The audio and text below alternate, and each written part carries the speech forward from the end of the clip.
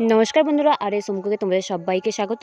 আজ আমি নিয়ে চলে এসেছি খুব সুন্দর একটা পুডিনের রেসিপি, আর খুব সহজ উপায়ে, তাও আবার উনুনেতে তৈরি করে দেখাবো পুডিনের রেসিপি।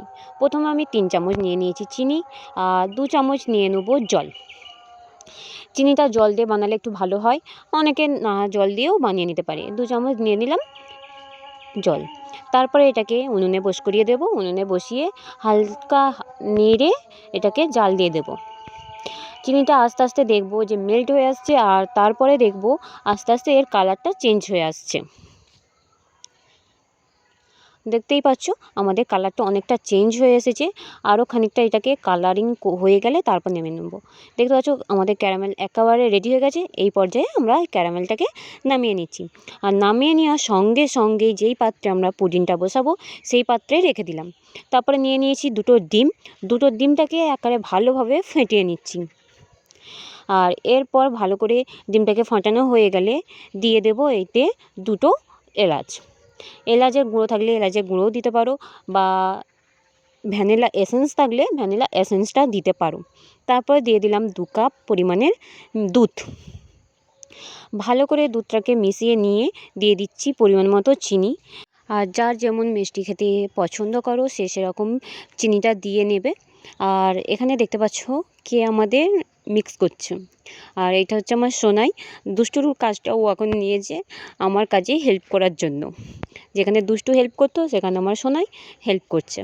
চলো ভালো করে এইটা মিশিয়ে নিই।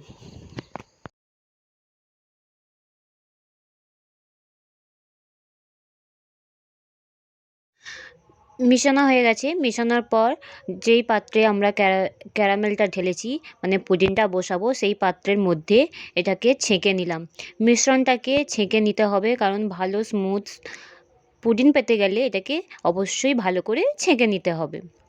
এরপর উনুনের মধ্যে একটা কড়াই বসিয়ে দিয়ে তার মধ্যে একটা স্ট্যান্ড নিয়ে দিয়ে দিয়েছি খানিকটা জল।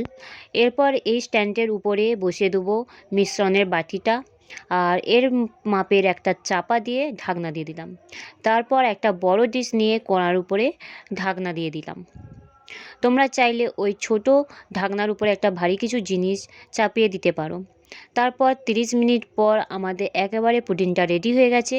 চলো এটাকে এবার ঠান্ডা করে ঢেলে নেওয়ার পালা। তোমরা চাইলে এটাকে কিছুক্ষণ ফ্রিজের মধ্যে রেখে দিতেও পারো। তারপর দেখো এইভাবে একটু ট্যাপ করলেই এটা বেরিয়ে আসবে। আর ভিডিওটা তোমাদের কীরকম লেগেছে অবশ্যই সেটা কমেন্ট করে জানাতে ভুলো না। ভালো লাগলে অবশ্যই একটা লাইক করো ভিডিওতে। যারা সাবস্ক্রাইব করোনি তারা অবশ্যই একটা সাবস্ক্রাইব করে দাও। দেখা হচ্ছে অন্য ভিডিওয়। Thank you for watching.